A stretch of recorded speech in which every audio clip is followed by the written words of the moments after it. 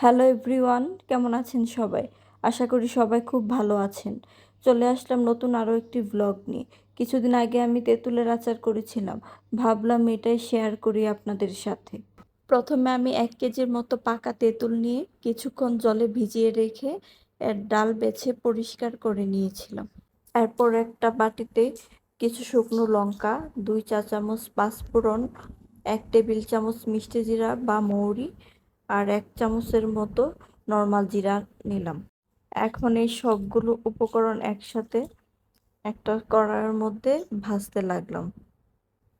সবগুলো উপকরণ হয়ে আসা অবধি ভাজতে থাকবো। ভাজতে ভাজতে দেখবেন মরিচের কালারগুলো চেঞ্জ হয়ে যাবে। আর পাঁচফোড়ন এগুলো একটু মুখে নিয়ে দেখবেন একদম মুচমুচ করছে কামড় দিলে, তাহলেই বুঝবেন যে এটা হয়ে গেছে।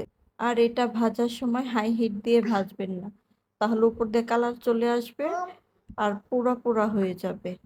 মিডিয়াম আঁচে রেখে কিছুক্ষণ সময় নিয়ে ভাজতে হবে, তাহলেই সুন্দর করে হয়ে যাবে।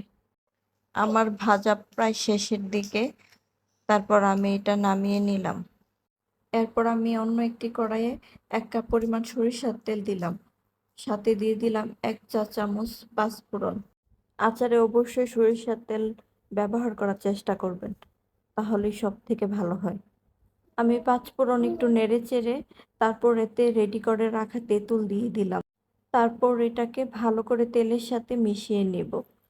প্রথম অবস্থায় দেখলে মনে হয় যে তেল মনে হয় বেশি হয়েছে, কিন্তু এরকম কিছু না, পরে ঠিকঠাক হয়ে যায়। এখন আমি এটাকে নাড়তে থাকবো ভালো করে, যেন তেলের সাথে ভালোভাবে মিশে যায়। এভাবে বেশ কিছুক্ষণ সময় নিয়ে এটা নাড়তে হবে। কিছুক্ষণ পরে আমি 2 কাপের মতো চিনি দিয়ে দিলাম। চিনি দেওয়ার পর তেঁতুলটাকে ভালো করে চিনির সাথে মিশিয়ে নিতে হবে।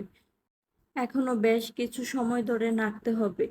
চিনি দেওয়ার পর তেঁতুল থেকে হালকা একটু পানি ছেড়ে আসে, যেটা নাড়তে নাড়তে একটু পরে এমনি ঠিক হয়ে যাবে।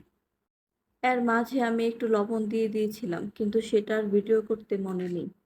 এরপর আমি আরও 1 কাপ পরিমাণ চিনি দিয়ে দিয়েছিলাম, কারণ আচারটা তখনও অনেক টক ছিল। চিনি দেওয়ার পর আবারও ভালোভাবে নেড়েচেড়ে মিশিয়ে নিব আচারের সাথে। কিছুক্ষণ পর আচারের কালারটা এরকম চেঞ্জ হয়ে আসবে। তারপর এতে আমি আগে থেকে ভেজে রাখা মশলাটা দিয়ে দিব, যেটা আমি অফ ক্যামেরায় গুঁড়ো করে নিয়েছিলাম। আমি যতটুকু নিয়েছিলাম সবটুকুই আমার লেগেছে। মশলাটা দেওয়ার পর আবারও ভালো করে নাড়াচাড়া করে দিতে হবে। এখন আমার আচার প্রায় শেষের দিকে, আচার প্রায় হয়ে এসেছে। এভাবে কিছুক্ষণ নাড়তে থাকবো।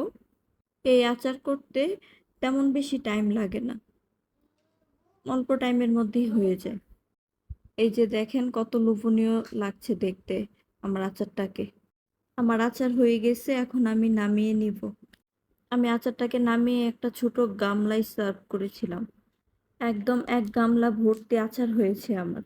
যে কোনো আচারই আমার খুব ভালো লাগে, তেঁতুলের আচারটা একটু বেশি ভালো লাগে, কারণ আমি টক প্রিয় মানুষ। আপনাদের কার কার আচার ভালো লাগে কমেন্টে জানাবেন। আজকের ভিডিওটা এই পর্যন্তই। ভালো থাকবেন সবাই। Bye bye.